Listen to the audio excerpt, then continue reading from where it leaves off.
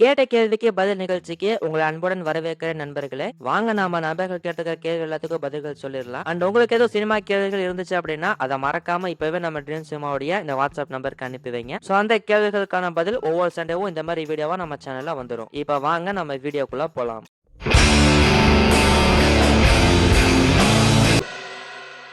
முதல் கேள்வி தருமபுரியில இருந்து தினேஷ் அப்படிங்கிறவர் கேட்டிருக்காரு. தமிழ் சினிமால வரப்போற பேன் இண்டியா மூவிஸ்லாம் என்னென்ன? அட்லி அல்லு அர்ஜுன் படம் தமிழா தெலுங்கு படமா அப்படிங்கிற மாதிரி கேட்டிருக்காரு.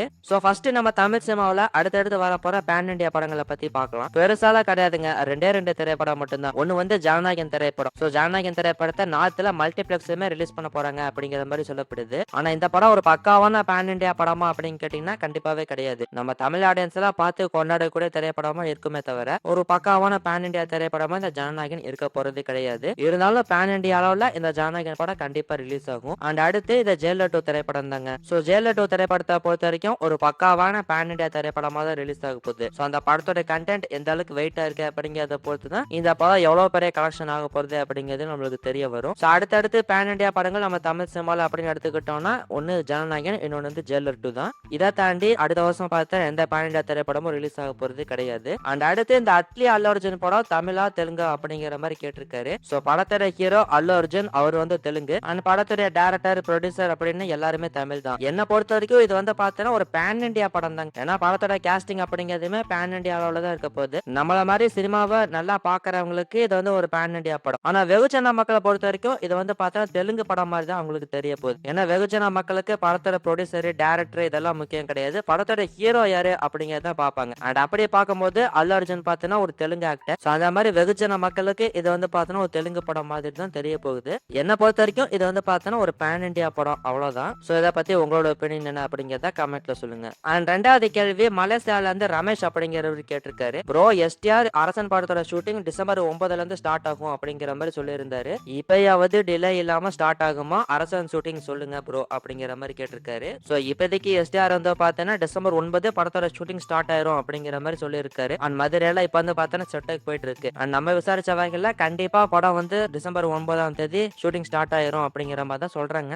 கண்டிப்பா டிசம்பர் 9 ஷூட்டிங் வந்து ஸ்டார்ட் ஆயிரும் நினைக்கிறேன். அண்ட் ஆல்சோ டிலே ஆகிறதுக்கு எந்த ரீசனுமே இப்போதைக்கு இல்லை. இந்த படம் இப்ப இவ்வளவு டிலே ஆனதுக்கான காரணமே ஐசாரி கணேஷ் வந்து பாத்தீங்கன்னா எஸ்டிஆர் இருந்து கொடுக்க வேண்டிய பேமெண்ட்டை கொடுத்ததுக்கு அப்புறமா தான் இந்த படத்தோட ஷூட்டிங் ஸ்டார்ட் பண்ணும் அப்படிங்கிற மாதிரி சொல்லியிருந்தாரு. அந்த பிரச்சனை தான் போயிட்டு இருந்துச்சு. அண்ட் இப்போ ஒருவேளை அந்த பிரச்சனையை பேசி சால்வ் பண்ணிட்டாங்க. அண்ட் ஃபைனலா இப்ப டிசம்பர் 9 ஷூட்டிங் வந்து ஸ்டார்ட் ஆக போகுது. எனக்கு தெரிஞ்ச டிலே ஆகாதுன்னு நினைக்கிறேன். என்ன பண்ண போறாங்க அப்படிங்கிறத வெயிட் பண்ணி பார்ப்போம். அண்ட் மூணாவது கேள்வி மதுரையில இருந்து காட்டமுத்தோ அப்படிங்கிறவரு கேட்டிருக்காரு. ஜனநாயகன் பட ஆடியோ லான்ச்சுக்கு யாரெல்லாம் வர வாய்ப்பு இருக்கு சொல்லுங்க அண்ணா அப்படின்னு சொல்லிட்டு கேட்டிருக்காரு. நம்மளோட அப்டேட் வீடியோல தொடர்ந்து நம்ம இதை சொல்லிருந்தோம். டைரக்டர் அட்லி, நெல்சன் அண்ட் லோகேஷ் காராஜ் இவங்க 3 பேருமே அந்த ஆடியோ லான்ச்ல அட்டெண்ட் பண்ண போறாங்க. இவங்க 3 பேருமே இந்த படத்திலுமே கேமியோ பண்ணியிருக்காங்க. அண்ட் இது போக இப்ப ரீசெண்டா நம்ம சொல்லிருந்தோம் ஆக்டர் தனுஷ் அவருமே ஆடியோ லான்ச்ல கலந்துக்கிறதுக்கு வாய்ப்பு இருக்கு அப்படிங்கறத சொல்லிருந்தோம். ஏற்கனவே மெசல் படத்தோட ஆடியோ லான்ச்ல தனுஷ் வந்து அட்டெண்ட் பண்ணியிருந்தாரு. அண்ட் அந்த வகையில இந்த ஜனநாயகன் படத்தோட ஆடியோ லான்ச்லயுமே அவர் இன்வைட் பண்ணியிருக்காங்க. அண்ட் கண்டிப்பா அவர் அட்டெண்ட் பண்றதுக்கான வாய்ப்புகள் அப்படிங்கிறது நிறையவே இருக்கு. இதை தாண்டி இப்ப சோசியல் மீடியால பாத்தீங்கன்னா ஏகே, சூப்பர் ஸ்டார் இவங்களும் அட்டெண்ட் பண்ண போறாங்க அப்படிங்கிற மாதிரி சொல்லிட்டு இருக்காங்க. இதெல்லாம் வந்து பார்த்தோன்னா கன்ஃபார்ம்டு கிடையாது, முழுக்க ரூமர் தான். ஏகேவை பொறுத்த வரைக்கும் அவரோட படத்தோட ஆடியோ லான்ச்ல கலந்துக்க மாட்டாரு. அப்ப எப்படி இந்த படத்தோட ஆடியோ லான்ச்ல மட்டும் கலந்துக்குவாரு? கண்டிப்பா அதுக்கெல்லாம் வாய்ப்பு இல்ல.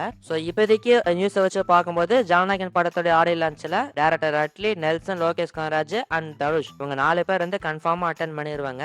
இவங்களை தாண்டி இந்த ஆடியோ லான்ச்ல யாரெல்லாம் கலந்துக்க போறா அப்படிங்கறத நம்ம வெயிட் பண்ணி பார்ப்போம். அண்ட் நாலாவது கேள்வி கோயம்புத்தூர்ல இருந்து ஸ்ரீநாத் அப்படிங்கிறவர் கேட்டிருக்காரு. சமீபத்துல நீங்க சொல்லிருந்தீங்க அஜித் 64 படம் அறிவிப்பு அடுத்த வருஷம் தான் வரும் அப்படின்னு சொன்னீங்க. எதனால இந்த படம் தள்ளி போய்கிட்டே இருக்கு அப்படின்னு சொல்லி கேட்டிருக்காரு.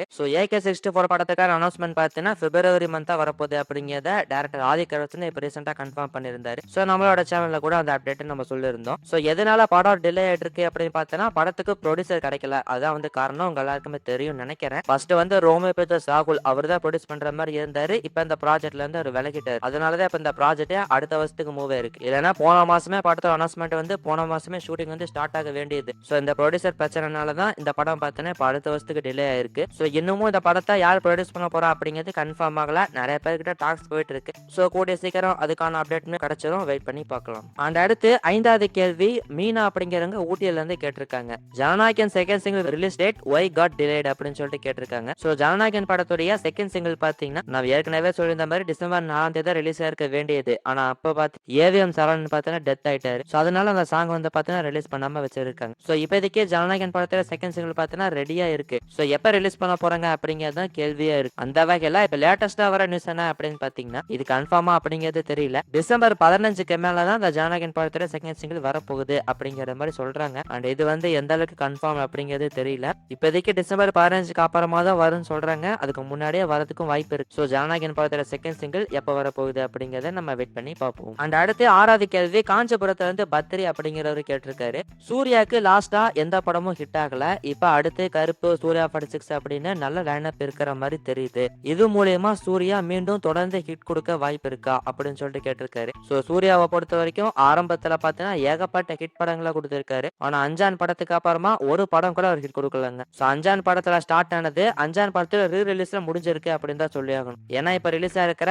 அஞ்சான் ரீ எடிட் வெர்ஷன் பாத்தீங்கன்னா ஆடியன்ஸ் கிட்ட நல்ல ரெஸ்பான்ஸ் அப்படிங்கிறது கிடைச்சிருக்கு. அண்ட் அடுத்தடுத்து சூர்யாக்குமே பாத்தீங்கன்னா செமையான லைனப் அப்படிங்கிறது வச்சிருக்காரு. ஸோ ஆல்மோஸ்ட் கருப்பு படத்துக்கு பாத்தீங்கன்னா பெரிய அளவுல ஹைப் அப்படிங்கிறது இருந்துட்டு இருக்கு. அதுக்கான காரணம் அந்த டீசர் தான். ஸோ இந்த டீசர்ல இந்த படத்துக்கு பாத்தீங்கன்னா பயங்கரமான ஹைப் அப்படிங்கிறது கிரியேட் ஆயிருக்கு. ஸோ மூவி டீம் மட்டும் ப்ராப்பரா பிளான் பண்ணி இந்த படத்தை இந்த வருஷம் தீபாவளிக்கு கொண்டு வந்திருந்தாங்க அப்படின்னா கண்டிப்பா இந்த கருப்பு படம் பயங்கரமான ஹிட்டா இருக்குங்க. ஆனா இந்த மாதிரி ப்ரொடக்ஷன் ஹவுஸ் மிஸ் பண்ணனால இந்த படம் எப்ப ரிலீஸ் ஆக போகுது அப்படிங்கிறது தெரியாம இருந்துட்டு இருக்கு. ஸோ இப்போ பாத்தீங்கன்னா ஜனவரி 23 ரிலீஸ் ஆகும் அப்படிங்கிற மாதிரி சொல்றாங்க. வெயிட் பண்ணி பார்க்கலாம். அண்ட் அடுத்து சூர்யா 46 வெங்கி அட்ரூலி இயக்கத்துல உருவாக்கிட்டு இருக்கு. அந்த படம் ஒரு நல்ல ஃபேமிலி என்டர்டைனர் திரைப்படமா இருக்கும் அப்படிங்கிற மாதிரி சொல்றாங்க. அண்ட் இப்ப பாத்தீங்கன்னா சூர்யா 47 ஜித்து மாதிரி இயக்கத்துல ஒரு படம் பண்றாரு அப்படிங்கறத சொல்லிருந்தோம் இல்லையா, அந்த படத்துக்கான பூஜையுமே இன்னைக்கு போட்டாங்க. ஸோ இந்த மாதிரி சூர்யாவுக்கு வந்து பாத்தீங்கன்னா பயங்கரமான லைனப் அப்படிங்கிறது வச்சிருக்காரு. ஸோ இதன் மூலியமா சூர்யாவுக்கு வந்து பாத்தீங்கன்னா தொடர்ந்து நல்ல ஹிட் படங்கள் கம்மியா இருக்க வாய்ப்பு இருக்கு. ஸோ இது மூலியமா மீண்டும் அவர் வெற்றி பாதைக்கு வரதுக்கான வாய்ப்புலாம் நிறையவே இருக்கு. ஸோ எந்தெந்த படங்கள் எப்படி இருக்க போகுது அப்படிங்கறத நம்ம வெயிட் பண்ணி பார்க்கலாம். அண்ட் இதை பத்தி உங்களோட ஒப்பீனியன் என்ன அப்படிங்கறத கமெண்ட்ல சொல்லுங்க.